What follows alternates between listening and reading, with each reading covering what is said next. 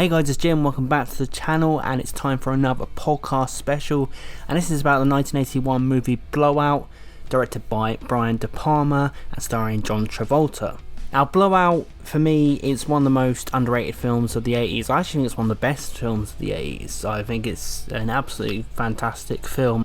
I think what makes it stand out is that it's so different to what De Palma did and has done, and it's just got this real subtle kind of tension, but this everyman feel to it. It's kind of different to his other films, which have more kind of elaborate concepts. This is just about a guy getting in over his head, so it's very ground level and very gritty.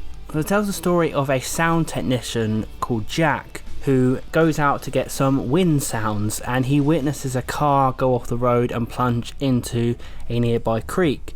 The driver is killed, but Jack manages to rescue a young woman named Sally, played by Nancy Allen, and he takes her to hospital. We then find out that the guy who was likely to be president, Governor John McRyan, was driving the car, and that Sally was escorting with him. Jack is encouraged not to say anything by the police because obviously he was having an affair, but then Jack discovers on the audio tape he hears a gunshot, so he realises this was actually an assassination, and from there the film's just about Jack coming to terms with what he's found out, trying to do his best to prove that, but also the fact that now he's in big trouble because people know that he knows that this was an assassination. There's so much to like about the movie. One of the things to talk about first is the fact that it's a movie about making movies. I love how De Palma has given us this main character of Jack, who is a sound guy for slasher B movies in the 80s. And we get to see that this guy worked on those sorts of bloody movies, and it's a fun idea because of course it's got that movie fan aesthetic to it. We're always seeing movie posters throughout the film. We're seeing rooms where people make the movies, record sound, record scenes, and there's something funny early on. They're looking for the perfect scream because this actress has a terrible scream. And it's just interesting to see the inner workings, and it's funny to imagine this is probably what it was like back then. Kill all the effects except for the screen.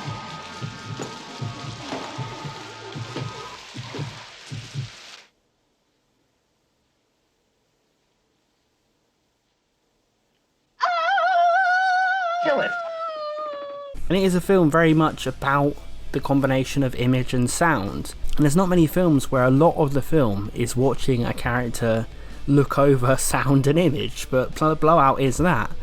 But it's not remotely boring because the concept is so interesting and you're rooting for John Travolta. It's fascinating to see, if you're a movie fan, how sound was created back then, how things were captured, how things were set up, what devices were used. Obviously this is a lot of old school stuff, so it's even more cool to look back at a time which is kind of being phased out now, the old way of doing things. John Travolta is incredibly good as Jack. He's so charismatic. John Travolta was such a strong actor back here, such a screen presence. He really was one of the biggest movie stars of back then, and people forget that about John Travolta. Obviously Quentin Tarantino revived his career, but back here he was the man, really. You know, like whenever he was on screen he commanded presence, and he's so likable as Jack because he's literally wrong place, wrong time, but he's got a good heart, and he's someone who can't live with the guilt of knowing what happened and let it be swept under the carpet. He wants to have this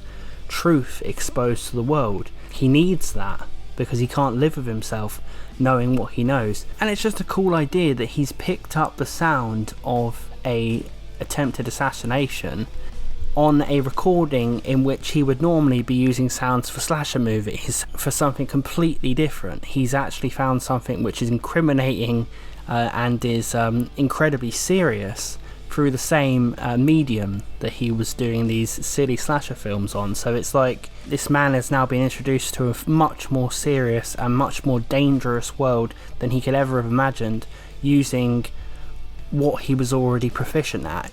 There is a real subtle uncertainty to a lot of Brian De Palma's films. You never know what's around the corner. They're very unpredictable. They have an incredible build up. Obviously De Palma, the king of the tracking shot, split screens, all of that stuff, it's all here. And the paranoia really builds up underneath the surface. Jack starts off just being a guy who's like, look, I've got to do something about this, I've got to, and he tells Sally, look, we've got to do something about it, but slowly but surely he gets more obsessive with it, and the kind of stress and tension is building for his character. Very, very well done by John Travolta. It's just such a passionate delivery, eventually getting frantic, eventually getting in over his head. There are just several moments of John Travolta being so earnest with the way he lashes out. You know, he's being angry and aggressive, but you understand why. So it really is a film where this character is so likeable, because even when he's angry and mean to other people in the film, like Sally, it's for a really, really good reason. I just talked to a reporter who knows everything. They have erased my tapes, they've made you disappear, and next it's gonna be me. But I'm not disappearing, I'll tell you that. Yeah, I am. Yeah, what makes you think it won't be permanent? What's that supposed to mean? Well, didn't I meet you in a car wreck 10 feet underwater? Yeah, but that was an accident. Manny wouldn't get me hurt. Well, didn't he get you into the car? Yeah, but Yeah, but he didn't know that the tire was gonna be shot out. He didn't know that. He couldn't have. Oh, come on, Sally. If I hadn't been there to pull you out of the river, you'd be dead right now. Don't you get it? So Nancy Allen plays Sally, and Sally is very, I guess, ditzy and airheady, but she's supposed to be. So this is a character who's really in the wrong place at the wrong time, even more than Jack, but she's sweet. You know, even though she's silly and she's a little bit annoying in the film, she's essentially very, very good and very, very sweet and very, very kind, and everything that she's involved in is not her fault. You know, it's very much she's a victim of this city being full of corruption and all of that stuff, where she's got into a situation she maybe shouldn't have, but she has no choice, and her heart goes out to her, and I think Jack's heart goes out to her, and there are some genuinely sweet moments where he's getting to know Sally, but there are some moments where there's that back and forth between them, because Sally doesn't want to get involved, she's scared, Jack wants her to, and it's an interesting relationship, and it's one where you want to see that love flourish, but it's full of unfulfilled romance, this film. They are a sweet couple, they would be a sweet couple, but can they become one in the midst of all this with what's going on? It's about two characters who come together and would be good for each other, but it's almost like everything going on around them doesn't allow them to be together. The film is of course also about corruption. It makes, I guess, reference to the conspiracies people believed in at the time. Obviously the JFK assassination is a big one, and the idea of government thinking they can control every outcome and you can do nothing about it, the regular man can do nothing about it. And it's about Jack, as many have probably been before, thinking that they can be whistleblowers to blow the lid off everything, but can they necessarily do that? It's about the loneliness of being someone who knows more than you should know. And a film about desperation in a city which is just wants to carry on, you know, and Jack's the only one who doesn't want to. Like, even Sally, she wants to carry on. Like, everyone is telling Jack to stop. So it's about that horrible situation you're in where you can't deal with what you know, but everyone is telling you to do so. So it's a real human story, because it really does show that Jack is a person who just can't let that be, he can't let it go. And I think, you know, again, the earnest performance by John Travolta in that respect is so good. John Lithgow is also in this, and he's very menacing. He's one of the villains in this film. Just the look on his face, he's ice cold in this, such a horrible demeanour. I know John Lithgow from a lot of things, but whenever I see him, I think of him in Santa Claus the movie. So I always see him in a comical way, but actually see him in this film as a stone cold horrible person is a testament to the actor, because I fully buy it. You know, lots of actors, when you see him in a comedic role growing up, you're not going to take him seriously again, but like Joe Pesci, who also was in Home Alone, but you still took him really serious in Goodfellas, John Lithgow, you take him very seriously in this. He's chilling. As are a lot of De Palma films, a very voyeuristic film. We get moments where Sally is being followed, and there's a wonderful scene where one of the villains looks at a picture of Sally next to an escalator, and then the picture gets bigger next to the escalator. It's an incredible piece of visual art in this, and again, a testament to the creativity of De Palma, and it just makes things all the more serious and all the more prominent in your head and all the more nail-biting. I also think there's a murder scene in a public bathroom, which is just, you know, it's nothing elaborate. I think one of the things great about De Palma is he's able to make normal settings and normal places have the most tension filled, suspense filled, exciting scenes. You know, a murder just in a toilet stall, but it's incredibly tense and incredibly well done and incredibly well built up.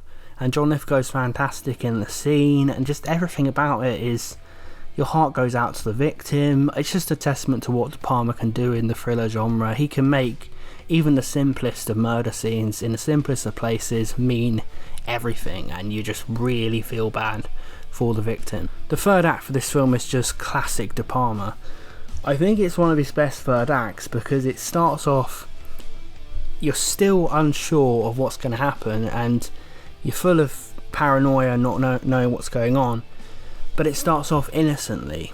Gradually, more tension gets built, more fear gets built, more things get revealed to the audience, and De Palma, it's like he turns pages and shows you more and more. And he does this in so many of his films. I think another example is the Carlio's Way third act. And just like that film, a normal place, a normal setting, a train station, but it just feels to the brim with tension. It's just how he shoots things, how he develops things, the way he crafts his shots, and the style of it, and the tension. Like, he just knows how to get your heart pumping just by cutting back and forth at the right time, or just by lowering the light in this moment, or just by something being said which triggers an emotion in the character or in you, or makes things more serious. He's just so good at that. He's so good at designing his endings, really, De Palma. It's basically Sally in lots of danger, but she's still talking innocently in her oblivious way, the way that she would talk, but we as the audience know she's in loads of danger. And I love how De Palma can do that. He will have his culmination going on, but he'll still retain the innocence and the charm of the characters to make us continue to root for them and sympathise, and just go, oh no, we don't want this character to be in trouble. This character's oblivious, please, can someone tell her, or can someone let them know what's going on? Like, that's what he's great at, and it's a wonderful technique, and it's great here. And right near the end of the film, there's a wonderful shot that could have been cheesy of John Travolta running to try and save the situation, but it's not cheesy at all because it's full of passion, all the feelings built up. So he's just had this kind of gradually building third act, and then it's all on Travolta in that moment to make it. And De Palma, genius, goes into slow motion. It's not cheesy at all. It's literally adds even more tension, and it's just that sympathy building up even more, and you're just getting more and more absorbed, and you're more and more on tenterhooks. And there's also a shot at the end of Travolta with fireworks behind him. I won't spoil what happens, but that is one of the most iconic Brian De Palma shots. What a beautiful shot. And you know, when you see it in the context of the film, what a heartbreaking shot, and what a way to finish things. That will be ingrained in your head for a while after seeing this movie. That's how powerful it is. Blowout is a fantastic piece of work. It's known as De Palma's cult film because not many people know about it, but you guys should really watch it. It's one of the best films of the 80s, one of the greatest John Travolta performances, and one of the best ideas De Palma ever had. I think it's just great. What do you guys think of Blowout? If you have seen it, let me know in the comments below. If you haven't, definitely go and watch it and let me know in the comments below. I really would like to talk about this great cult film with you. Thanks for watching, everyone. Please subscribe to the channel if you're a movie geek just like me. I do podcast specials on this channel about cult films. I do videos on this channel about horror, crime, classic films, all that good stuff, and then sometimes some new movies as well. Thanks for watching, everyone, and I'll see you guys next time.